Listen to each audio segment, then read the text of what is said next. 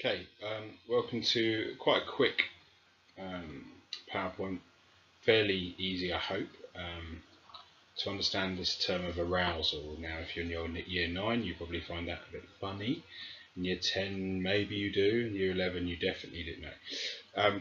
The, the word arousal is about how alert we are and how awake we are and how motivated we are. Okay, and we're going to learn that sometimes you can be too aroused and that it can push you over the other way. And you may have seen people on sports teams that mess up taking a penalty and it just seems to overwhelm them. They get it wrong. A golf shot where usually it should be really easy and they completely mess it up. So this idea of arousal at the top end, as much as maybe a tennis player getting knocked out of the first round of a really big tournament because they just weren't motivated and aroused enough to do it. So you're going to need to understand this term of arousal, and the second bit is this idea of inverted U. Okay, and we'll look at it. It's just a graph, and you have to understand that graph, and we'll talk about it. And then there's three, I think, ways in which we can control arousal, control how motivated and aroused we get. Right, and you're just going to have to get that from these few slides. Okay, so arousal. Need the definition. A physical and mental state of alertness, readiness, varying from deep sleep to intense excitement and alertness.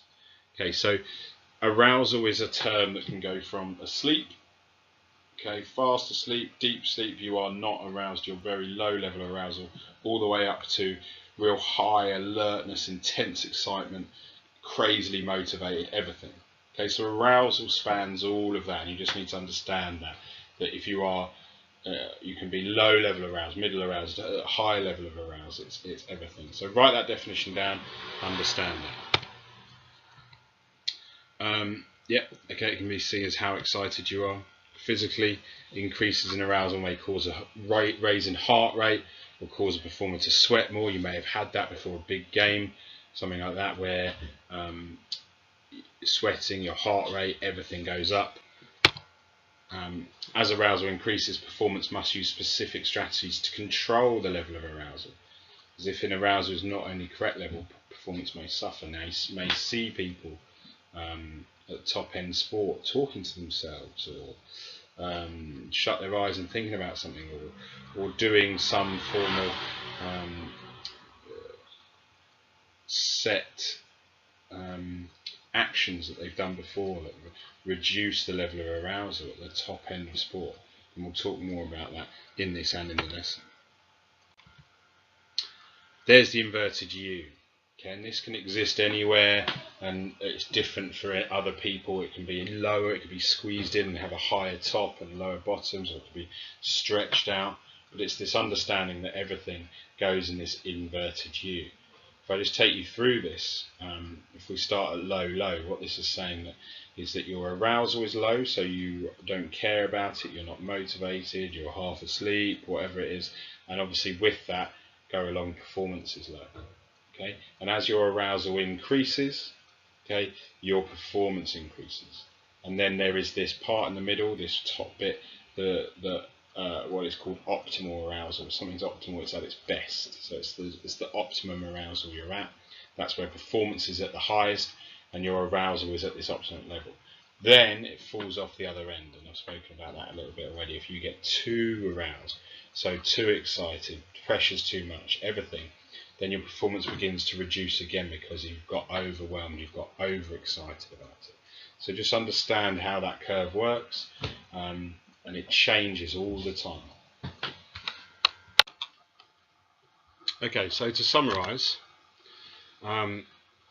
performance levels increase as arousal increases, and if you haven't, you needed to draw that graph, or the inverted U. And as long as you can explain everything in that to kind of like 5-6 marks, then you should be alright. But in sentence form, performance levels increase as arousal increases to an optimum level in the middle. If arousal continues to increase, then performance will drop and deteriorate.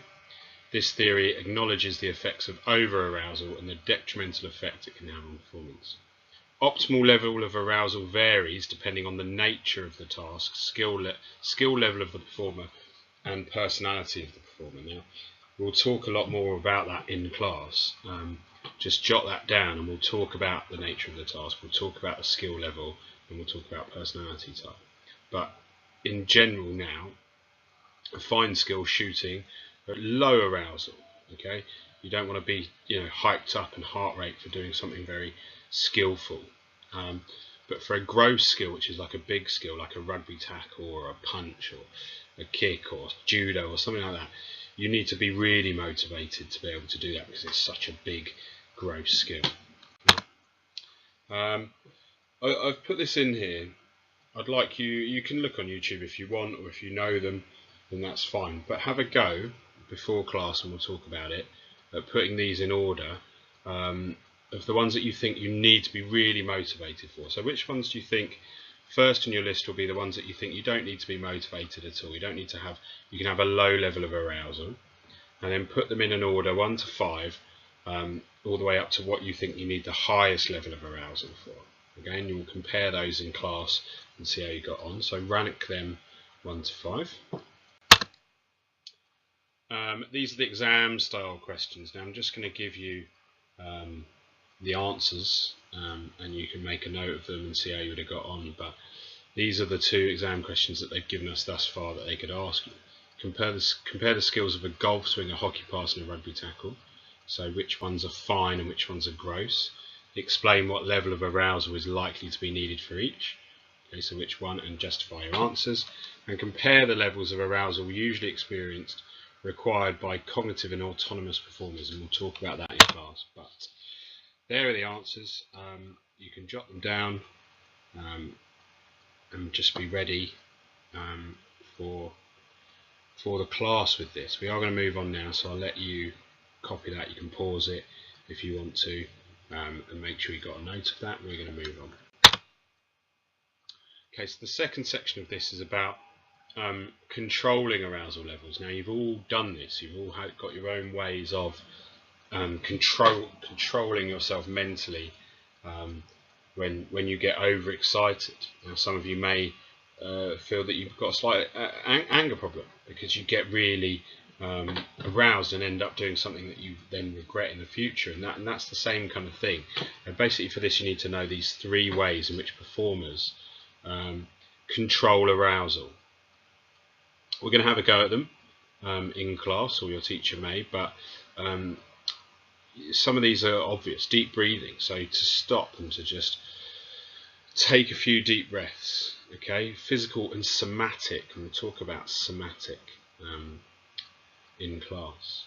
Mental rehearsal, visualization, imagery, this idea of seeing what you're going to do. You see it a lot in 100-meter sprinters when they used to talk about Bolt, about really visualizing what you're going to do, imagining how it's going to go, maybe rehearsing your penalty kick in your head, or your golf swing, or what would happen if you're in that situation.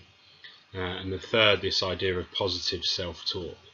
That's and you've all done that as well. I can do this. Come on, you've got this. You're better than that. You're blah blah blah. That's positive self-talk, and we'll look at those 3 in more detail. Okay, there they are. Mental technique, where the performer talks to him or herself to reassure. Mental rehearsal is a technique involving the performer picturing themselves performing the skill perfectly before attempting it. The cognitive relaxation technique involves control of the mental thoughts and imagining positive outcomes. So, visualizing the putt or the kick or exactly where it's going to go. Maybe rugby, the guys that kick through the posts do a lot of that. You can see them always looking up and visualizing where the ball's going to go. Deep breathing is a physical technique that involves the performer exaggerating their breaths in and out. Okay, and we will look at these in class, but just have an idea of those 3.